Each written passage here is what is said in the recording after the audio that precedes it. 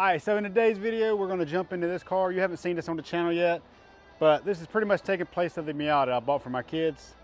Right after I bought the Miata, this popped up and I was like, I'd much rather have a 350Z than a Miata, which ain't even in frame. But this car was wrecked pretty bad. I didn't expect it to be as bad as it was. Like in the pictures from the auction, it wasn't that bad. But once I got it and I actually started inspecting it, it knocked the oil pan off of it. So what we're going to do today is get it in and try to see what the damage is. I don't even know if it runs or anything. Frame rails are bent really bad. And on a side note, my boy John here owns this BMW now. So we got another car coming to the channel that's going to be sliding. So we'll be doing a video on doing maybe coilovers, angle kit, and probably a wetted diff. He's going to get to sliding it very soon. So we're just getting the whole family involved in drifting. Everybody's going to have a car. I have a 4-car hauler, so we'll be able to get everything to the track. So Miata's going to be for sale. I already pretty much got a couple people wanting it. Corvette staying, but there is another vehicle I want to build for the channel, and it may involve a truck. Not sure yet, but we're getting this one in right now. So as you can see, this thing got hit really hard. They honestly, I could tell they hit like a brick wall. You see part of the brick in there. You see there's actually a brick lodged right there. So I didn't honestly realize it was hit so hard to the point to where it knocked the oil pan off of the car. You can see the crank pulley right there. It didn't hurt the timing cover, just the oil pan. So this right here is your lower oil pan.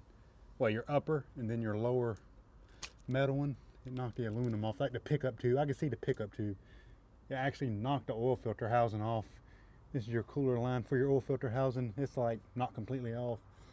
But I feel like the car, I don't think they actually tried to crank it once it wrecked. I'm pretty sure the car just cut off. Because this car's only got 85,000 miles. Inside the motor looks brand new. So what we're going to do is I'm going to cut some of this inner fender because the car will not roll. It's catching right there. So I'm going to try to get that off the tire so we can push it around and try to jack it up, get the oil pan off. But man, it sucks. One of these wheels got broken in an accident too. I kind of like that wheel on this car. And I didn't realize the car used to be blue. The car's been painted. Mirror got knocked off. It's got these horrible taillights in it. But it's a perfect car for my kids. It's much better than the actual Miata I had. Airbags did blow, which isn't a big deal. It's gonna be a missile car. I'm probably gonna try to build my own bash bar for the front. It's gonna be cool. Be a cool car.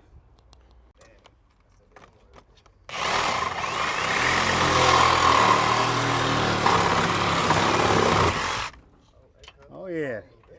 Hey, that helped right there. So now we can push it around.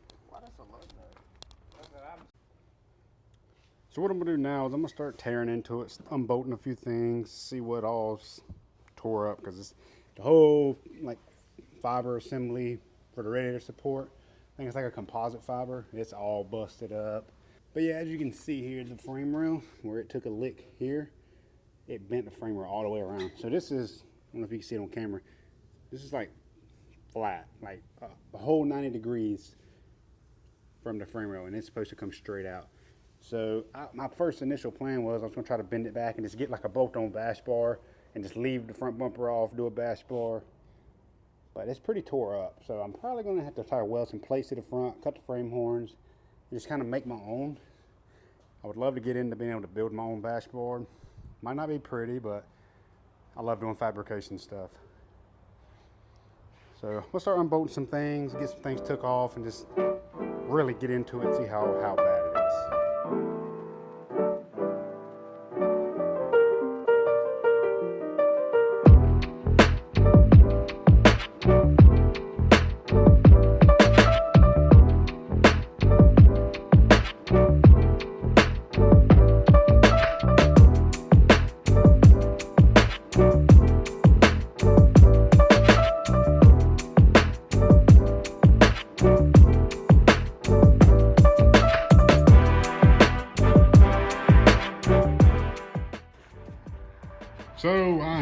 there, and I do see a lot more, well, not really a lot more, but a few more things that I didn't notice. So we're gonna go over it. See the frame horn. That's supposed to be straight. So obviously I might try to pull it out. It don't have to be perfect. Just get it straight, because this one's not as bad. As you can see, it's turned out a good ways. But as far as sway bar, we're gonna have a sway bar, the mounts. So if we can get another sway bar, I mean, honestly, I want to try to get this stuff pulled out. We're not gonna go with AC, we're just gonna get rid of that. But you can see it knocked the balancer off. All this is good. It broke the alternator, so I gotta get an alternator. This bracket seems fine. As you can see, that's the oil filter. And it knocked the slap off the oil pan. So yeah, looking at least the timing cover. Timing cover, everything looks fine on it. I was worried that we could have a crack in our timing cover. When the balancer come off, it did touch it, but it didn't hurt it. So hopefully we can just put an oil pan on this thing and actually get some oil pressure and get it running. I've already went to the junkyard and grabbed an oil pan. And I think I did grab his bracket just in case. But this water pipe for the oil cooler, I have that. It runs up to here. So I gotta take the AC compressor off anyway to change that. So I'll just leave it off, get rid of it, this tensioner. And this is gonna be like a straight up beater car for my kids. So pretty much my oldest son's 14. He just turned 14. My youngest son's turning 11 this weekend. So we're probably gonna go to Piedmont and just hang out and not actually drift or anything. Get him some ride-alongs. And maybe get John some ride-alongs. And then maybe get him out there one day again, since he want to leave me. He want to get me started and leave me. We coming back. I promise. Yeah, this thing's beat. We're gonna beat it more. This car's gonna wish it was dead, and we're done with it. You realize that was the frame rail. Hey, that thing is turned. Like looking in here, the motor's clean. But look at the pickup tube. It's supposed to be going down towards the oil pan. It's bent. So I got one of them too. I just hope the oil pump's not cracked. I don't think so. Looks fine. All right, day 2 messing with this. So we're gonna get the oil pan on it now. So I'm about to jack it up. We're gonna get the old one off, see if there's any more damage, and get this other oil pan cleaned up.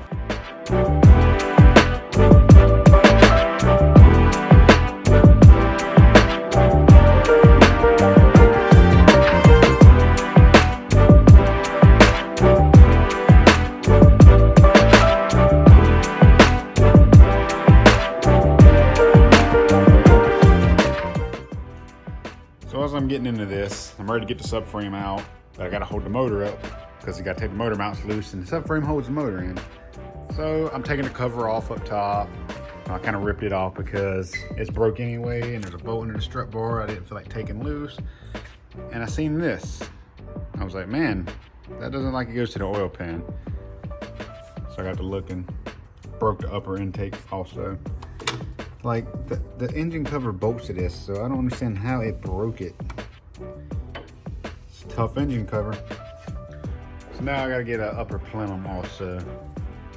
But I'm really debating, like I don't even know if this motor's any good, so I hate to go buying a balancer, buying an upper plenum, if I had to buy a motor from the junkyard. So I may just try to patch that for right now. The motor runs, and then I'll just go ahead and get an upper plenum and be done with it.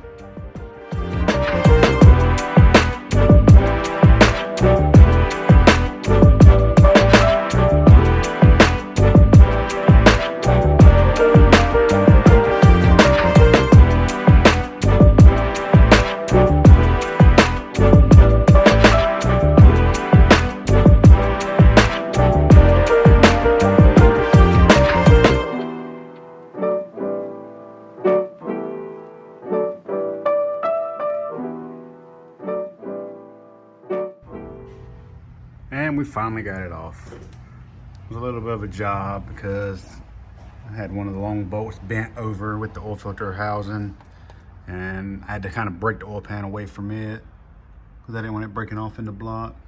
But like, look how clean the oil pump is. Like, it looks brand new. So I guess before I go putting the subframe and all that back in, I'm gonna go ahead and put oil in it, crank it, make sure it's good, and then we'll finish it. So honestly, it's gonna sound bad until it gets oil pressure. I already know that. Well, at least I think that.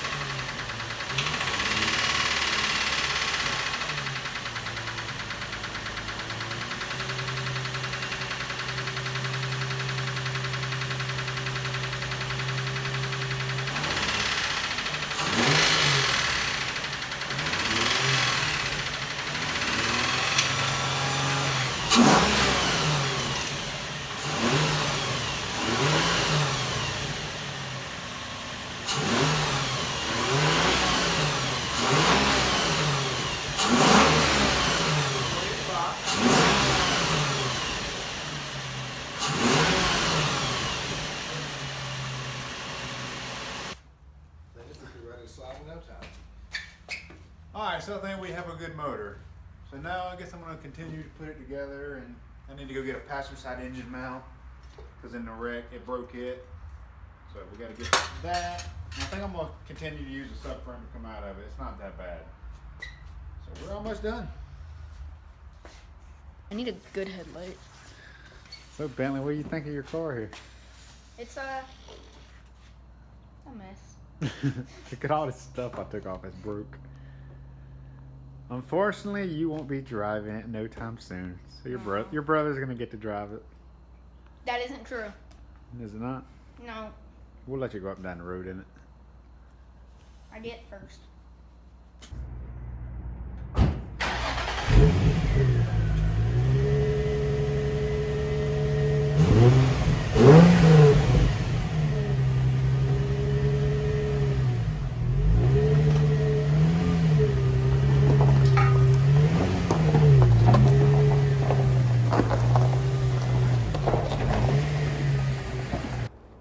All right, so that's it for the 350Z for today. We got it running, driving. I just gotta wait on the radiator to get in, and then I'm gonna do something about the front rails that are bent. Hopefully I can pull the one on the passenger side around, and then I might cut and re-weld another one from another car on the driver's side. That way I can just get like a already fabricated bash bar. I was gonna try to make my own, but I just ain't got the time for it, and I don't really wanna, the way material is right now, it costs so much, I don't need to be learning how to do it right now. So I'm just gonna try to buy a bash bar, get the rails fixed, get a radiator mounted in it, and pretty much just go shred the thing. So next video, we're gonna get it cleaned out, try to do the radiator. That's gonna be all in the next video, and hopefully go out and do some donuts with it and check it out. So I appreciate you watching. Until the next one, we'll see you then.